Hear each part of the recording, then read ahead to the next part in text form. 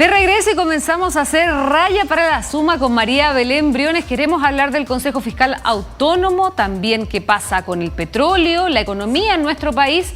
¿Cómo estás, querida? ¿Qué tal? Hola, Titi, bien, ¿y tú? Lapidario el informe del Consejo Fiscal Autónomo de por qué finalmente no estamos llegando a nuestra base, ¿no? O a la meta respecto de la estabilidad fiscal. Sí, no, bien complicado y bien fuerte, por así decirlo, de una forma más coloquial, lo que dice justamente el Consejo Fiscal. Pero primero partamos hablando por petróleo, que bien sabemos respecto a lo que ha estado pasando en la crisis, en esta crisis de Medio Oriente, donde finalmente, a pesar de que esto pase muy lejos de nosotros, sí tiene un impacto, y lo más directo que hemos visto es el petróleo. La verdad es que está bastante complicado porque en algún momento se pensó que esto podía ser muy circunstancial o como de corto plazo, y si bien ya se dice que hay negociaciones, han pasado una serie de situaciones que finalmente solo ponen en peligro, por así decirlo, o en alerta lo que está pasando por el petróleo. Primero por el tema del estrecho de Hormuz, que es una zona crítica respecto al paso de hidrocarburos en general. El 20% de los combustibles circula por ahí. También, por otro lado, tenemos el gas, que también es bien importante lo que está pasando. Y en un principio se había dicho que Irán no iba a cortar la circulación o el movimiento de barcos, y finalmente eso sí pasó y hicieron la amenaza, y eso de un momento hace ya que comienza a subir el precio, y porque además han habido ataques a petroleras, entonces eso le pone más incertidumbre a la situación. Lo que hoy estamos hablando es de un petróleo por sobre los $85 el barril, y incluso... el petróleo Brent, eso para que se entienda, el petróleo Brent es el que nosotros tenemos que mirar, porque está el otro que es el petróleo, el BTI o WTI, que eso es lo que pasa en Estados Unidos. El que nosotros tenemos que ver cómo se va moviendo es el petróleo Brent, y en ese sentido dicen que podría sobrepasar los $120 el barril, y la verdad es que eso es bastante, considerando que estábamos en un precio bastante equilibrado. O sea, es casi el doble. Claro, y que además recordemos que durante las vacaciones tuvimos la suerte y el honor de darle muchas buenas noticias a las personas, porque... bajado.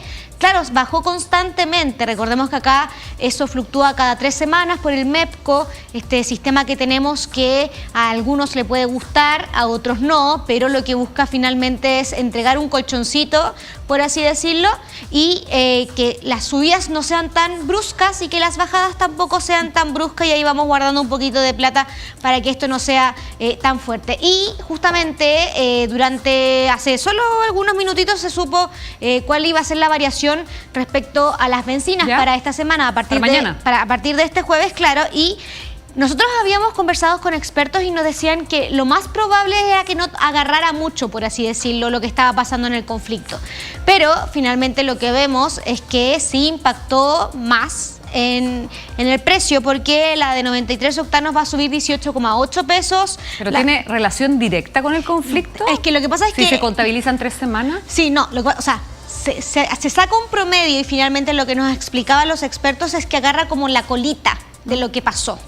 Pero ya igual el petróleo venía subiendo porque existía esta incertidumbre y esta posibilidad de que Estados Unidos atacara efectivamente. Entonces se pensaba que iba a ser menor el impacto, pero la verdad es que vemos que está en números bastante altos. Por eso decía, 93 octanos, 18,8 pesos, la de 97, 20,9, y el diésel 19,3.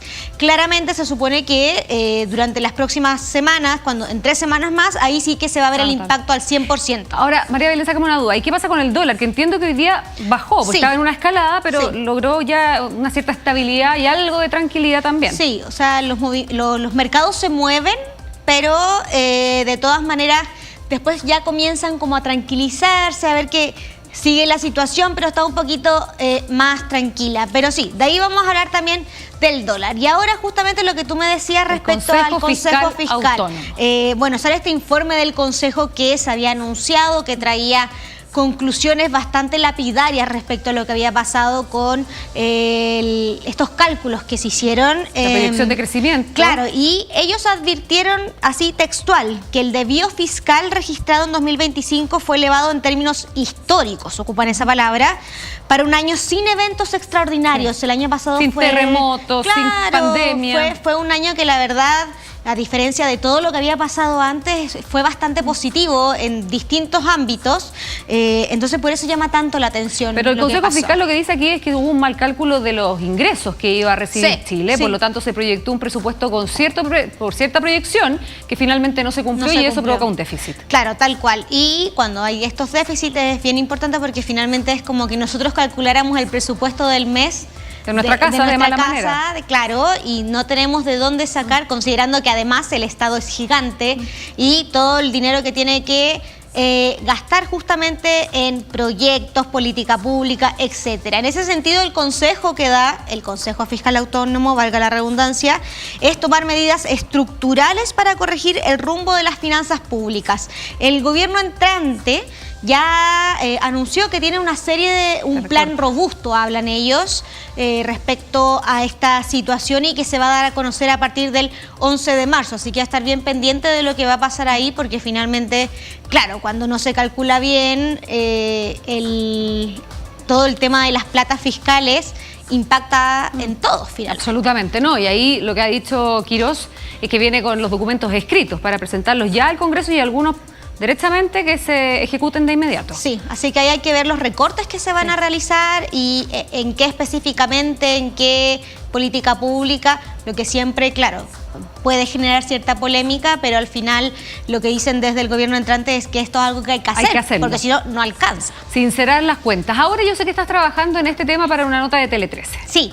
Fondos de pensiones. Primero vamos a ver lo que está pasando o lo que ha pasado durante los primeros meses del año, a ver si me pueden ayudar con justamente la lámina, porque tenemos noticias positivas respecto a la rentabilidad de los fondos de pensiones. Vemos que en febrero específicamente el Fondo A, estos son datitos que salieron durante la jornada de ayer o antes de ayer, o sea, recién salido de todas formas por la Superintendencia de Pensiones. Vemos que el Fondo A rentó 2,11 positivo, el B 1,77, el C 2,05, el D 1,95 y el Fondo E 2,18. Y si vemos el acumulado durante el año, que finalmente es enero y sumado a febrero, vemos que los 5 fondos A, B, C, D y E, todos tienen casi por sobre el 2%, en el caso de la claro, una rentabilidad de 3,18, el B 2,52, muy parecido al fondo C, el D 2,38 y el fondo E 1,53. Por aquí nos quedamos con las buenas noticias, pero como hay que hablar de esta situación de la crisis que hay en el Medio Oriente, claramente esto impacta en los fondos de pensiones, que ya deberíamos estar viendo ciertos movimientos. ¿Cuánto? Todavía no se puede, porque recordemos que los fondos o el dinero, la rentabilidad que uno ve hoy día fue lo que pasó hace 2 días. Entonces todavía estamos esperando a ver cuánto va a ser eso, pero sí impacta porque recordemos que esto se invierte en los mercados y al invertirse en los mercados, claramente el movimiento que estamos viendo, tal cual. Está muy revuelto. Eso, y ahora pasemos a ver indicadores económicos, siempre importante para... a ver, ya, veamos los precios de los alimentos primero. Ya, siempre es bueno saber esto también. Oye, usted que tiene hijas, niñitas, colaciones, el plátano en un año subió 23%, el repollo 66% y el pavo osobuco 173%. Hay poquito pavo, que eso lo hemos venido hablando ya hace algunos meses, muy notorio, sobre todo en épocas festivas de Navidad. Pero como el plátano subió, podemos reemplazarlo por la frutilla, 21%. Cayó la frutilla, la cebolla 35% y los huevos 26%. Bajaron.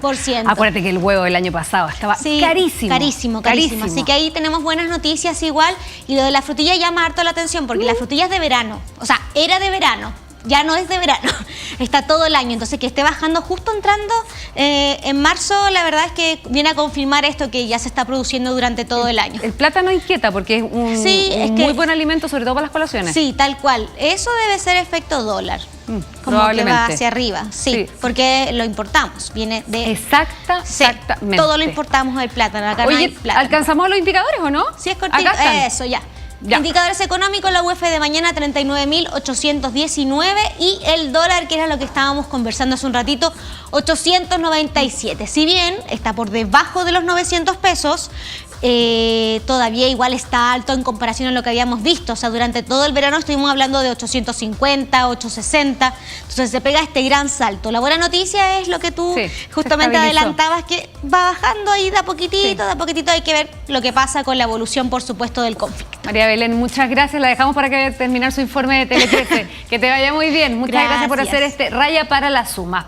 Son las 18:48. Vamos a hacer un corte. Volvemos con noticias internacionales.